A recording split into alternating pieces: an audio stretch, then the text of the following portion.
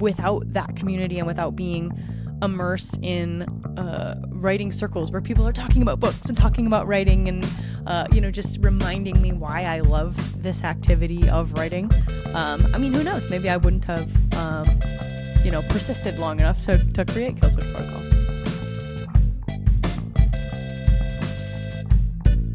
Hello folks, and welcome to Author Adjacent, a show about the journey from hobbyist writer to professional author. I'm your host, Michael Vadney, author of Crownfall, a noble dark fantasy.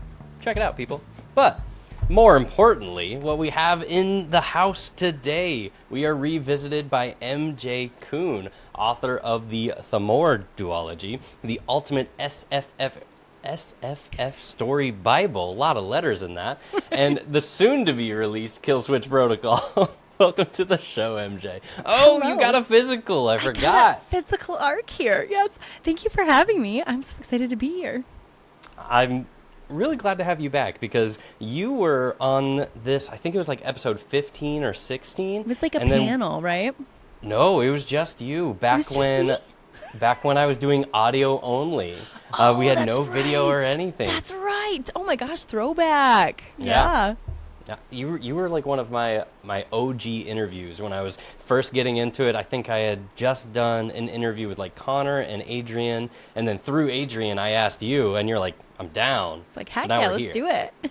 Yes. We even got the matching shirts to celebrate. Unintentional, but I'll take it. We coordinate. We call each other. It's fine. I'm all right with it. But how are you doing? Like, a lot has changed since the last time that we like officially talked on here. You have Killswitch Protocol coming out. Please tell us about that. Yeah, I'm super excited. So it's been a while since I've released a book. I've been writing the whole time, but I haven't put anything out in a couple of years. So yeah, the last book I released was Thick as Thieves, so the sequel to Among Thieves, and that came out in 2023. I guess I did have the Ultimate SFF Story Bible that came out in 2024, but it's more of a writing resource. Not, it's not quite the same as like a full book. Although if you are writing a book or a dungeon master for D&D, highly recommend checking it out. I don't know, quick plug, but that's what you're here for. Yeah, right. We just hack my wares. But no, moving into science fiction, because Killswitch Protocol is a cyberpunk thriller, is kind of the genre I've been popping it into. And it's been really, really fun to explore this new genre and all the challenges and fun things that come with anytime you do a little bit of a genre hop. And then just like look at the cover art. It's so beautiful. It's so pretty, and we are cover art siblings. We so are. Both of us are members of the Katerina Belikova fan club. So not just that, the combination of Katerina Belikova with Adrian M. Gibson. It's true. We have the exact same setup. I think that makes our books siblings at the very least. At most distant, they are like step siblings, right. But they gotta be somewhere They're close. Related Maybe cousins. For sure. I don't know. For sure. Oh yeah. But no, I'm very excited for Killswitch Protocol. I already have it pre-ordered on audio because you have an audio coming out. I think it comes out at the same time, right?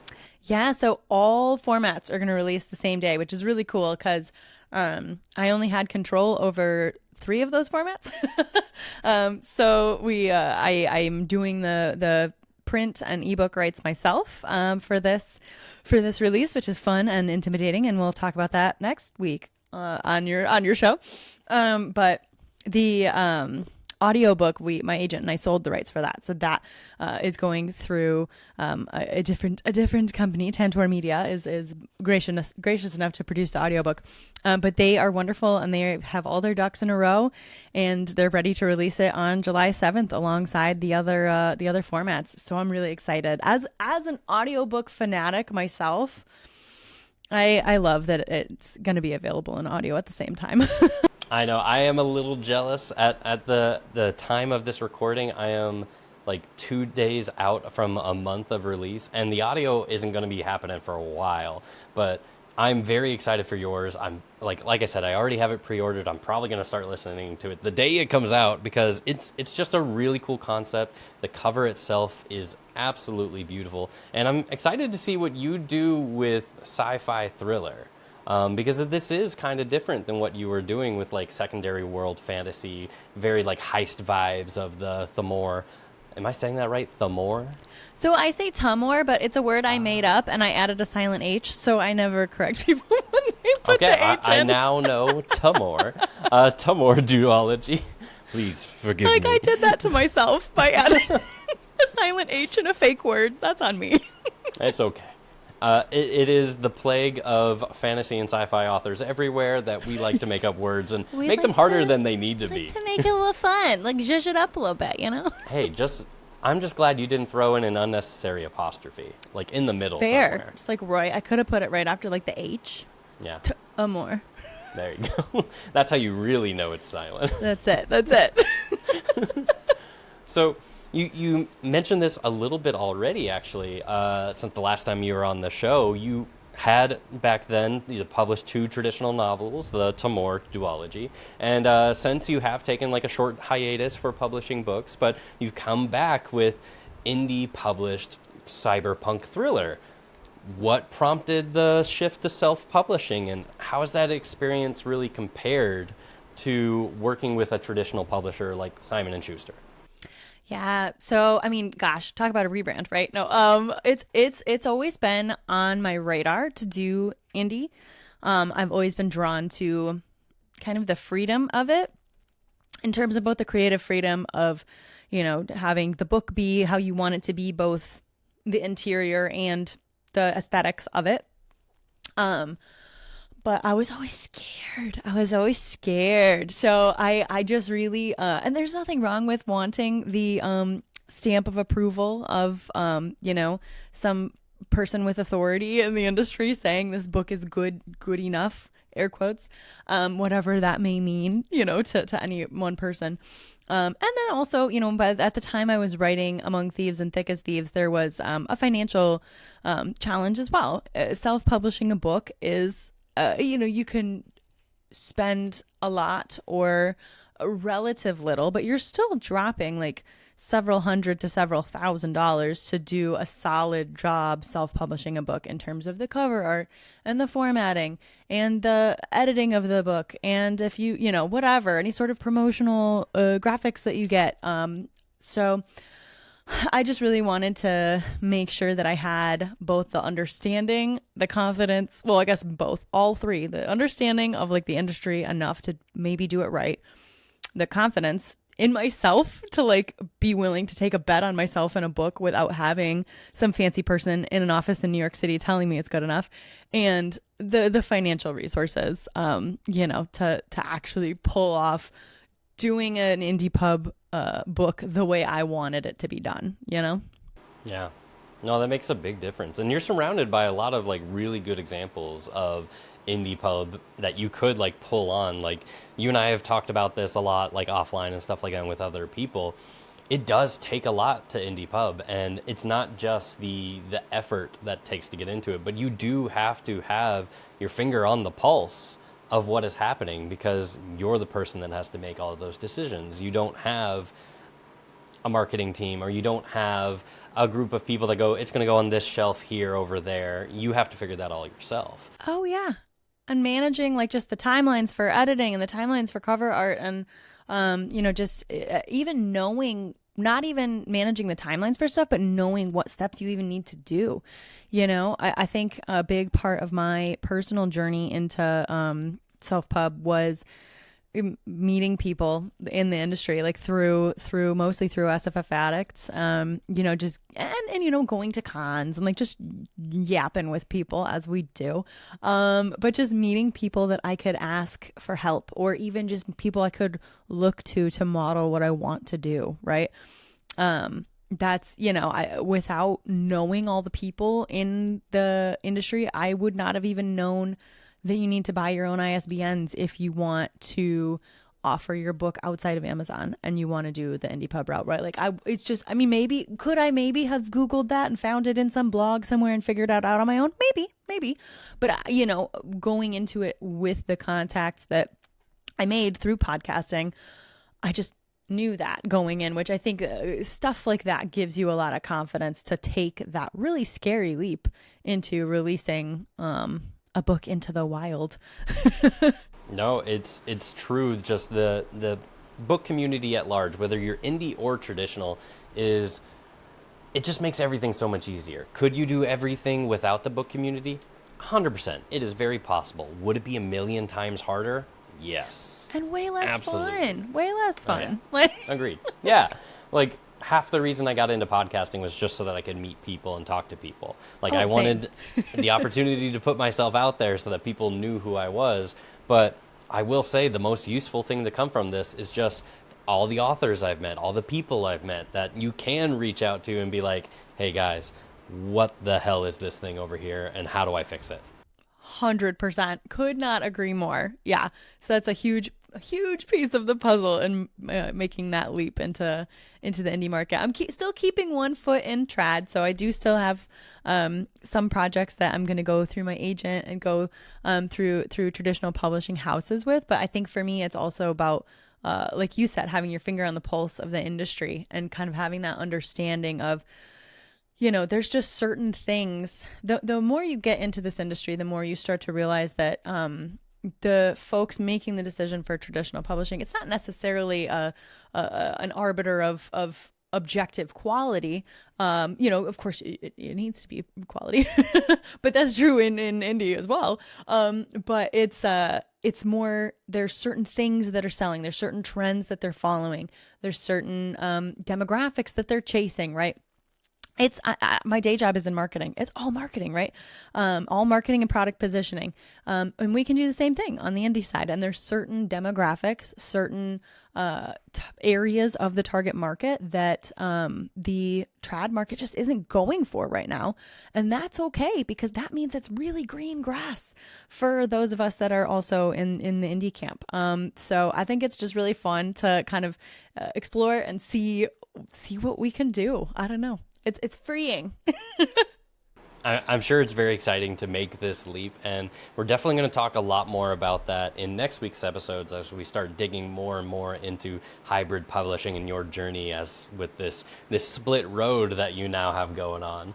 But coming back to Killswitch Protocol, as we mentioned earlier, this is a bit of a genre leap for you, and you've mentioned that this comes from inspirations like Altered Carbon and Cyberpunk 2077. And I wanted to ask, was there a single moment or piece of media that you were consuming that made you go, I need to write a Cyberpunk? Or was it something that just slowly burned in the background?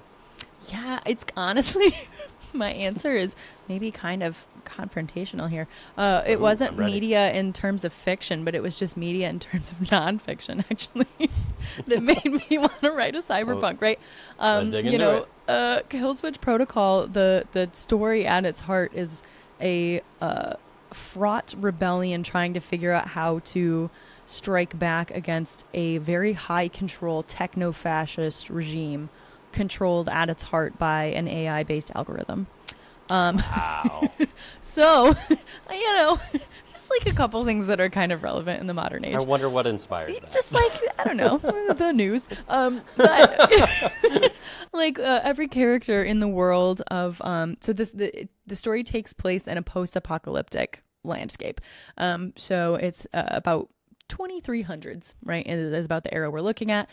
And society has basically collapsed, except it's not like roving bands of, warriors on a wasteland. We have little city-states that have formed and are just kind of condensing the population in the areas that are still habitable. So the story of Killswitch Protocol takes place in a city-state called New Avarita, which is, it doesn't say the word Georgia in the book, but I know it's in southwestern Georgia, or what is now southwestern Georgia area. And it's encapsulated in this big giant bubble that protects everyone inside from the just complete radioactive wasteland outside the bubble.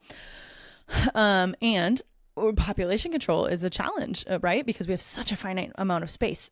So the solution, we have every citizen of the society is implanted with a chip as a baby because it's cyberpunk and that's what we do. And the chips, they do everything, right? The chip is your communication device. You can just walk up to your front door of your home and it will unlock for you because the door knows it's you. If you have a medical emergency, the chip knows that and will call for aid. Like everything in this society is related to the chip.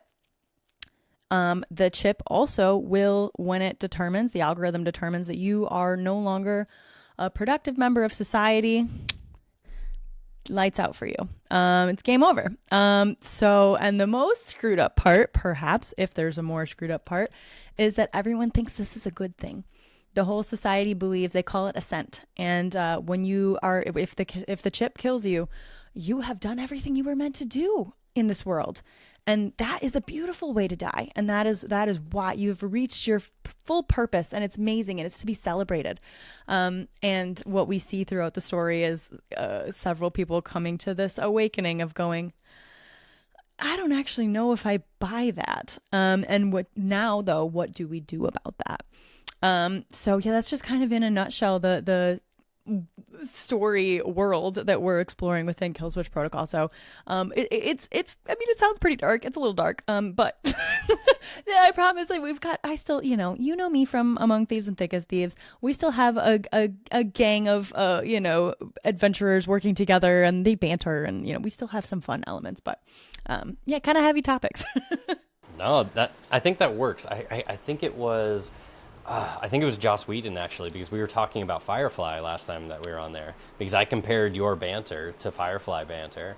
And which is Joss like an Whedon, S tier compliment. Right? I'm a fan. But what you're describing, it really reminds me of what Joss Whedon said, which was, like, you can say and teach your audience the most grueling, torturous things, but you got to make them laugh at the end. And then they'll learn anything. They'll take it and they'll have a good time with it if you can make them laugh at the end. And I feel like a lot of your writing encapsulates that vibe. So I'm looking forward to getting into more of that with Killswitch Protocol. This is gonna be really cool. It really gives me yeah, it gives me the vibes of like Altered Carbon meets The Giver. Yes. Okay. See, every time someone compares it to The Giver, I'm like kicking my feet excited, because that was like when I have been kind of pitching it to, like, I don't know, early reviewers and stuff. I've been saying like Logan's Run meets The Giver, but Altered Carbon meets The Giver works as well. It's we've got this like very cyberpunk, and for Logan's Run it was like just the ticking clock on, like, how long a person has to live in society. But The Giver is very much this culty aspect of, we fear the outside world. This society we're in is a very high control society, and it is kind of crappy in a lot of ways, but we love it because it saves us. It keeps us safe and protects us from far worse. So yes, if The Giver is definitely an inspiration for the work as well. So I'm glad. I'm so excited anytime someone picks up on that. I'm excited for it. It's going to be very cool. Can you remind us, when does it come out? Yeah, so it comes out on July 7th, 2026. So ooh, that's very exciting. It's very soon for the release date of this. Yeah. I know. By the time this episode airs, I think it's going to be very close to when this is coming out. So, okay, I'll start harping on it. I'll get back to the questions. I'm just really hyped for you. This is going to be very cool. But something I did want to ask you, your main character, her name is Liv Spencer, correct? Yes. Yes, so Liv Spencer's arc, according to like interviews and stuff I found online, her arc starts with like grief and revenge after losing her husband to the Ascent.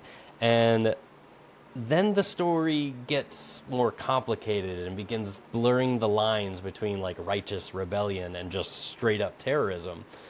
How did you approach writing a protagonist who is sliding into this morally gray territory? And as like a little follow-up for it, how was it different than writing your Band of Thieves in the Thamorr series? Yeah, it's a great question. So I've actually also, this is another thing, I've been like really nervous about how it would be received, but I've been pleased so far with, how people are receiving it, because I didn't want the rebellion storyline in this to feel like I'm like an apologist for the high control society, right? I didn't want it to feel like I'm going, well, high control is actually right because X, Y, Z.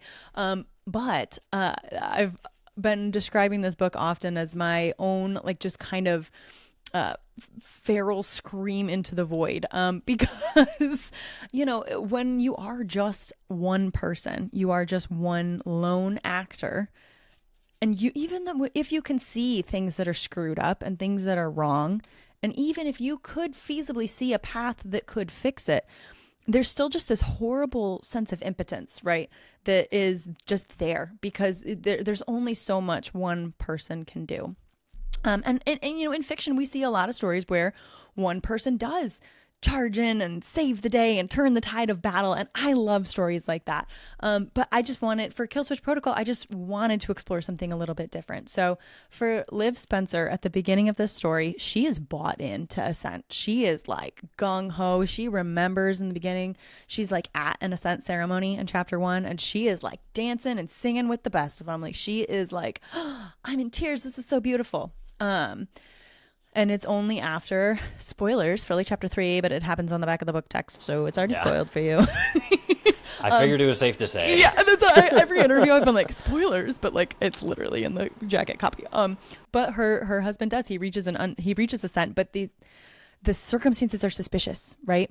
It doesn't feel to her like he's accomplished everything he was meant to accomplish. It doesn't feel to her like his time has come. In fact, it feels to her like he's a journalist. It feels to her like maybe he's stumbled upon something he shouldn't and he's been snuffed out, is how it feels. But she doesn't make that arc immediately, right? She's been brainwashed her whole life. So it takes, a little bit of time for her to start coming around to viewing Ascent as this Killswitch Protocol. But then, we have this rebellion group that is kind of living off the grid and in hiding and planning something, making a plot to whatever. They're rebellion. You get it. I'm trying not to spoil like everything. But the deeper we get into it, we start having these questions of, okay, one method of rebellion is to just burn it all down. But if we just burn it all down and we don't think about what comes after, are we ultimately setting ourselves up to create something worse? If we unseat a despot and we don't have a plan in place for what comes after, are we sowing the seeds for something worse to spring up in its place? Again, not at all inspired from current events. It's fine. But that was a theme I really wanted to explore, is that rebellion. Yes, I love stories where we just burn it down and we have a feral cry of, the rebels and we've won. I do love those stories, but this is not that story. This is a little more like, it's just sometimes rebellion is a little more complicated than that. And that's something that Liv and the rest of the characters discover throughout the course. I'm like, we'll see where they end up at the end.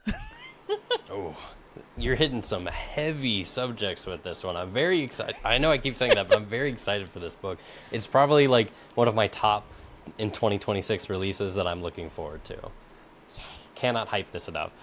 So earlier you were talking about the band of misfits that she's going to be interacting with, and I know that you've developed a lot of like really distinct characters and have released a little bit of tidbits of information about them so far. But what can you tell us about this band that she ends up interacting with and going through the story with, and how did you balance the character construction of all these people to make them unique individuals but also interesting together?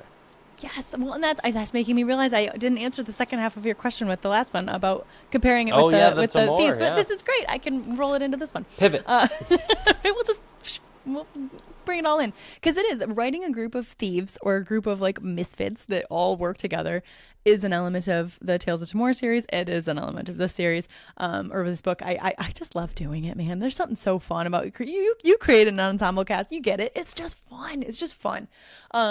So yeah, I think that the main, I don't even know if there, I mean, of course there's a difference. The main difference is, in Among Thieves and Thick as Thieves, ostensibly every character is out for themselves in some regard, except for poor Nash. Oh, Nash just wanted to be a team player. But that it was, so we had a lot of competing motivations amongst the crew. In Killswitch, again, we do have some competing motivations, but it's in a different light because now they are all working towards the same goal, and that goal is much larger than themselves. Nobody in our ragtag band of misfits in this story is just out for money, or is out for fame, they're actually out for the exact opposite of all of that. They want anonymity, and they want to bring everything crashing down on the billionaires' heads. Like that is, and they are all aligned on that goal. But we have some conflict still because the friction points with them is how do we achieve that goal, right? So I think that's part of creating your little band of misfits is, you don't want, I guess depending on the type of story you're telling. For the type of story that I am telling in Killswitch and the type of story that I was telling in the Tales of Thamorr, I didn't want them to team up like the Avengers and everyone happy, hunky-dory going in the same direction. A lot of stories, like the Avengers, that works very well. But yeah, I think that the key to creating a group of characters that all feel really distinct is, is using my SFF Story Bible and interviewing them. No. But is making each character their own fully rounded person rather than at some level you're going to be creating them based on an archetype, right? Like we have one of my characters, MJ Kuhn. He is our hacker character. He's the guy in the chair, right? We know the guy in the chair trope. I love the guy in the chair trope. You gotta have a guy in the chair sometimes. So we'll start with that, quintessential element of the guy in the chair.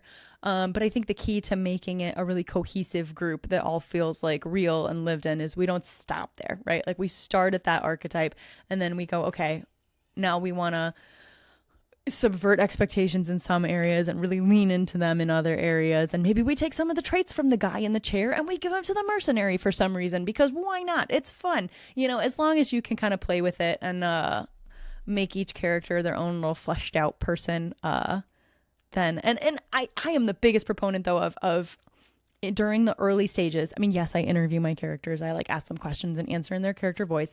But also you can just write. I do nothing is wrong time at the beginning of any draft, where I will write a bunch of stuff that is never going to make it on the page. And a lot of that is me just putting two characters together that I don't even know if they're going to have a scene together, but I just want to see how they would interact together. And so you should be able to kind of do that sort of AU work if your characters are rounded enough. And once you're at that point where you're like, okay, I know if my character were teleported into, a Dunkin Donuts right now, I know what they would order. Even though Dunkin Donuts does not exist in their world and never will. I know what they would get at Dunkin Donuts because I know this person.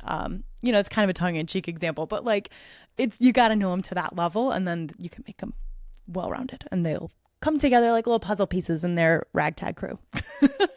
Yeah, I don't think any character comes out of anyone's brain just fully formed and fleshed out and perfect and oh yeah, that's good. First pass. That's a whole person. Done. Yeah. No, I think it almost always starts as a trope, as a position or a role that you need to fulfill into the story. And then you just keep adding a little more nuance and a little more nuance and cut that fat there. And then they end up being a well-rounded person. Very much like drafting a story, I would say. 100%. Where you have to go through the bunch of iterations for it. Oh yeah, so I don't know if you've ever watched time-lapse footage of someone doing a photorealistic painting. Yes. That is often how I am internally conceptualize both character building and plot building, because often when you see it, they just paint a vaguely skin-colored blob, and then they do a couple shadows, and then they the outline of the eyes, and then the whatever, right? It starts with a very basic shape, and then they add more basic shapes on top, and then it starts to slowly look like a person, and then it looks like a real person, right? Mm-hmm. And it's over the course of many layers of paint. So yeah, that's just my little metaphor that helps me especially in the early stages, and I'm like, this is the worst thing anyone's ever written. Everything's so cardboard. It's no, we're just in the blobby paint phase. It's okay. Yeah. It's nice to remind yourself of that too, especially in the early stages, because I know you're a big plotter and I'm a big plotter too. But those early stages when you're really trying to figure out the world, the plot, and the characters, and you're just trying to make all these decisions, and every decision you make breaks 6 other decisions over here, and it just feels so overwhelming. it's good to remember that you're just throwing blobs around. Yeah, we're just throwing blobs on paper. We can paint over them later if we have to. It's fine. Exactly. I've said this before, like, plotting is not, this is the rules of the land that I must follow. It's just, this is the best idea I have at the moment, and I might come up with something better later. 100%. I always think it's just like giving myself like guardrails or like scaffolding almost. Yes. Scaffolding to build on. It's not the building. Yeah. Yes. No, 100%. So you have mentioned online and such that Killswitch Protocol is going to be just a standalone novel, but the world itself has a lot of room for more stories. I think Killswitch is roughly around like 350 pages or something like that.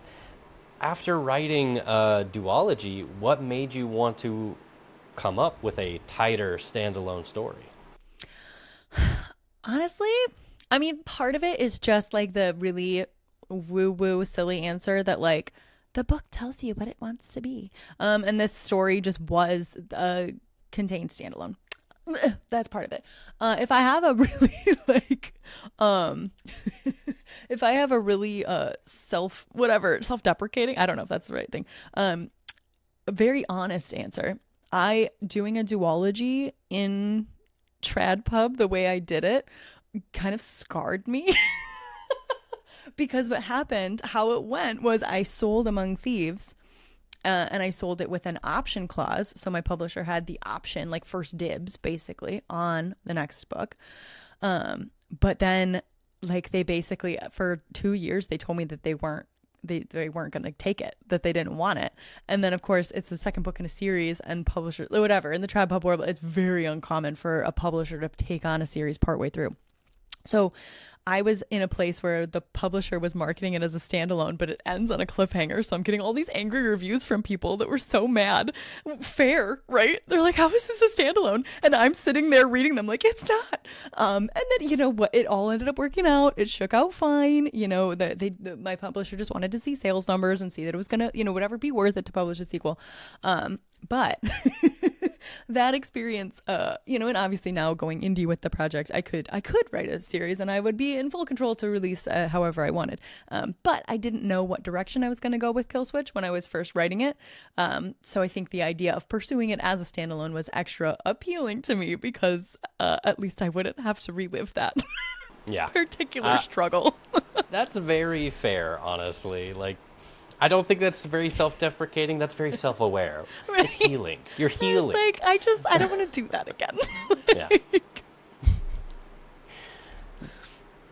I don't really have much to say other than like, you know, Fair. At that point, it kind of just sounds like a good idea. Yeah, right? So, you know, but yeah, to your point, it is open-ended at the end. Like, it is designed as a standalone to be kind of open-ended so that you could extrapolate, you know, as the reader, what you believe may happen in the next, you know, it is on a trajectory, but it's open-ended on purpose. However, the open-endedness does, to your point, very much open me up to writing more in this world. And I've been asked a number of times by people who have read it, is there going to be a sequel? Is there going to be a sequel? And my answer is like, there can be. I know what, you know, I know what happens next. Of course, we all know what happens next when we write books, right? Like we know where our characters are going. It's just, you know, a matter of, I just want to see if people are interested. You know what I mean? If folks want the sequel, I would love to share it, is basically it. No, that's fair. Like, honestly, I think that's one of the smartest things you can do at going into indie. Like, that's exactly what I had planned to do when writing Crownfall. It's like, this can be by itself. If you chase me down for it, I'll give you more. 100%. But otherwise, I'm going to keep working on other stuff. That's what you're like. I've spent a lot of time creating this world of Crownfall. I would love to go back to it and tell more stories in it, right? That's how I feel about Killswitch too, where it's like, hey, New Everetta took a lot of research for me to create. I would love to return to it if people want it, you know? So no, that's fair. Play it by ear. Something I did want to bring up, because I forgot about it, and then it came back up as we were just talking just now, that I wanted to make a comparison for how you were describing your main character, about her going through that arc of like slowly realizing the decay of her society. It really reminded me, and if you haven't read this, you absolutely should, is M.L. Wong's Blood Over Brighthaven. It's been on my TBR forever. Okay, this is even more motivation to want to read it, because I've heard nothing but just absolutely incredible things about that book. It was the first book to ever bring me to tears. Like, I got to the end of it and I was just sobbing, and then my wife woke up and I was just like, I need a hug. Oh my god. Okay, well, now really I extra want, because like I actually a couple months ago was asking for recommendations for books that would make me cry, because sometimes that's just what you want. You just need the catharsis sometimes. So all right, well, it was already on my list. Now it's higher on my list. Jump it up. Right? It's worth it. Top of the TBR. Let's go. Yeah, especially now that the way you're describing it, I can see the similarities. I think you would enjoy it. Yeah. I love it. Yes. So during your hiatus, you were still very active in the community through the SFF community in general, SFF Addicts, and now the Fan-Fi Addict Book Club. Like, you were kind of all over the place, still working, still being very involved with everything that was happening. How did being immersed into all of those interviews and all those discussions really shape and change your writing over that period to bring you back? Yeah, that's a great question. And I think we've probably talked about this before. I know I've talked about it on interviews and stuff before too, where like being on SFF Addicts is great. Yeah, it's fun. It's nice to have a bit of a platform or whatever for an audience. I joined it so that I could ask authors my burning questions and have an excuse to do that. Like, like I am not myself, little old me. I can't call up, the lovely duology that makes up James S.A. Corey. I can't do that. I don't have that ability. But since we gave them microphones and a camera and asked it on the air to promote a new book, then suddenly I get to ask all my questions to James S.A. Corey. You know what I mean? It's really, really lovely. I've learned so much whenever I'm doing those interviews. I genuinely, I always have a pencil and a pad in front of me, and I'm taking notes on stuff that helps me, with different projects that I'm writing. But yeah, I think being immersed in the community obviously helped me become a better writer. But it's helped me become a better author too. And I'm going to separate those out, because author, to me, writer is just literally the creative side, right? Like, as a writer, I am writing, I am creating the stories. It's the discipline of writing it down, blah, blah, blah, whatever. But being an author is the writing side, but that's only half of the puzzle. You also have to keep the business side and the marketing side and all of these other elements in mind. And I think being immersed in this community, right? Like, we're chatting with folks like Ryan Cahill, like Andy Peliquin, like all of these, giants in the indie community that really have dialed in marketing, methods very radically different. I guess maybe not radically, but quite different. Like Andy, if we're looking at Andy and Ryan, their marketing approaches, at least in the beginning of their career, were not the same, but were both radically successful. So, it's a case study, right, every day, and like looking at, okay, well, what are they doing? And like, how can I use them as inspiration, right, to get off my butt and start doing some of the stuff that I need to be doing. I think that's a big piece of the puzzle as well. And then just, I have had, like, I've had a tough, like, couple last years, you know what I mean, of finding something that will resonate with the market to release. Before Killswitch, I was kind of throwing a couple things at the wall and nothing was sticking. But I have this community, right? Like, including you, and then like Adrian and Greta and a bunch of people, Crystal and so many folks. Without that community and without being immersed in writing circles where people are talking about books and talking about writing and just reminding me why I love this activity of writing. Who knows? Maybe I wouldn't have persisted long enough to create Killswitch Protocol. So yeah. Yeah, it just does such a great job of igniting your passion and keeping it going. Just talking with other people that care so much about the things that you care about just telling stories. And I did want to point out that I'm 100% with you on looking at what other people do in the indie sphere or in traditional, like, it doesn't matter what. Just look at what other authors are doing, successful authors, and trying to do something similar. Like, people reward that stuff. It's not just because they did this super awesome, unique path. a lot of things that they're doing are things that we can be doing. Like, For sure. like what you're doing right now, this is your digital book tour and stuff like that. And I had just finished mine like a month ago. Like, I think Adrian was a huge inspiration for both of us doing it. And really, I think everybody should be doing them. They're super helpful. All they cost is time and effort. And it really helped a lot. And I've had a lot of people come to me and ask me, like, how did you get on all those shows? And I'm just like, I just asked. Yeah. And that's the thing. People said yes. And here's the thing, too. Like, just in terms of, like, I don't know, making it even more accessible or whatever for everybody, you're going to ask. And some people say no. People said no. Yeah. Like, when I was asking to be on shows, like, there was people that were, I mean, none of them were mean about it, but some people were like, our calendar's full, our schedules are full, sorry, you know, whatever. But you know what I mean? Like, you just got to ask. Because a lot of people said yes. yeah. The worst thing that happens is you get either a no or no answer because you don't have a relationship with them, and that's fine. 100%. This is our secondary job or tertiary job for some of us. Yeah. Like, we got a lot going on. Exactly. Nope. I completely agree. Yeah, just having the stones to just ask, and the grace to accept a no or silence if it comes. That's really all you need. Yeah. Like, I can't think of a single instance where someone emailed me back going, hell no, how dare you reach out to me, you blood-sucking peon. You plebeian. Yeah, no. Yes. Yeah, that never happens. Never happens. Don't be worried about it. Book people are cool. Yeah. Exactly. Like, so people, feel free, reach out.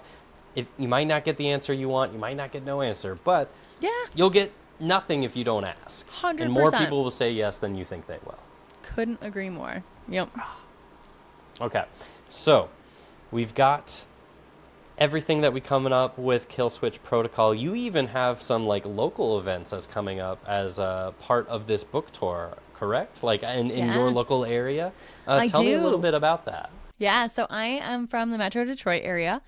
And I have 2 appearances at local indie bookstores. So I'm going to be at Sidetrack Bookshop in Royal Oak, Michigan. And that is on July 10th. I will be there chatting in conversation with TBD.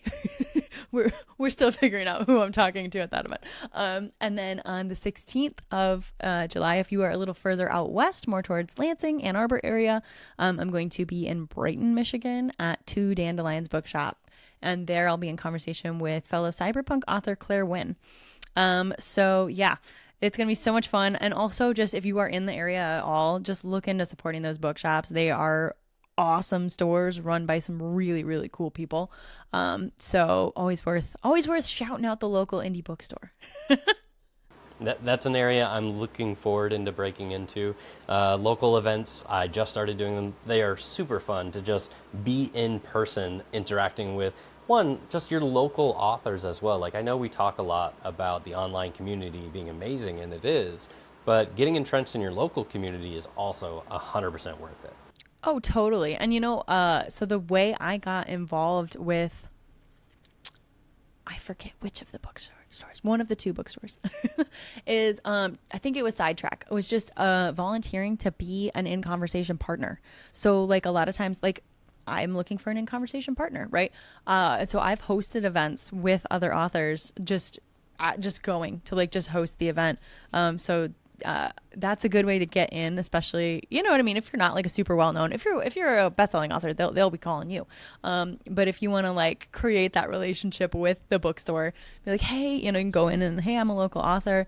If you guys ever have an author coming into town and you need someone to interview that author, you know what I mean? Like, I'm happy to do so. And it's, yeah. And so like it becomes, then it's like right from day one, you're not like just asking them to do something for you. You are offering to do something for them. That is also just a fun thing to do, because when you do that, they just then send you the arc of the book and then you read it and write questions and show up, which is fun. So, but yeah, so highly recommend that method. I mean, I don't know if it'll always work, but it did work with the bookstore I tried it with. So the worst that can happen is they say no. 100%, or they add you to some list and never call you, and you know what I mean. Like, don't scare the people, MJ.